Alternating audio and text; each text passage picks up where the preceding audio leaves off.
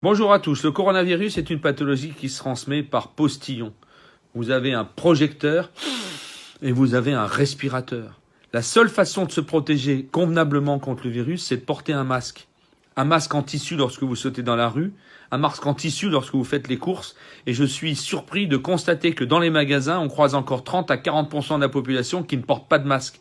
Bien évidemment que l'idéal serait des masques FFP1 ou FFP2, mais surtout des masques en tissu qui sont largement suffisants pour un exercice au quotidien et commun. Ça nous protège contre le postillon, quand on veut protéger ceux qu'on aime, et ça protège ceux qui inspirent contre le postillon projeté par un inconnu ou par quelqu'un de la famille. Vous avez les masques, bien évidemment, chirurgicaux, qui sont un peu mieux adaptés puisqu'ils protègent jusqu'à 95-98% des postillons de l'autre quand on est à 50 cm ou 30 cm. Et c'est pour ça que pour le moment, on réserve ces masques chirurgicaux aux soignants qui sont à distance. Vous avez ensuite des masques dits FFP2, parce qu'ils ont une concentration plus importante, et vous avez les masques FFP2 voire FFP3 qui ont cette formule avec un axe en métal que vous appuyez.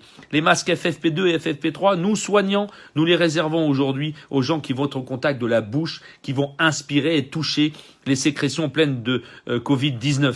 Donc pour nous, le Kidam, quand vous faites des courses, mettez des masques pour les personnes âgées, pour les personnes fragiles, pour les personnes obèses, pour les personnes hypertendues, pour tout le monde aujourd'hui. Mettez des masques en tissu, des masques chirurgicaux que vous avez pu trouver à droite à gauche. Mettez des masques, protégez-vous, c'est la seule façon de ralentir l'épidémie. Quand je vois dans les magasins les gens qui portent des gants, alors que, en se lavant les mains, simplement, ils détruisent le virus. Ils portent des gants, mais ils ne portent pas de masque. Mettez des masques, faites-les faire par les couturières, mettez une petite pince en métal à l'intérieur pour bloquer la respiration, adaptez-le. Et surtout, retirez les masques par derrière. Par devant, lorsque vous avez le postillon, si vous mettez vos mains dessus, vous touchez le virus. Donc faites en sorte, quand vous enlevez un masque, de l'enlever par derrière, de le mettre à la poubelle ou de le faire sécher ou de le laver. Le virus est détruit à température à 60 degrés. Donc vos masques en tissu, vous les lavez.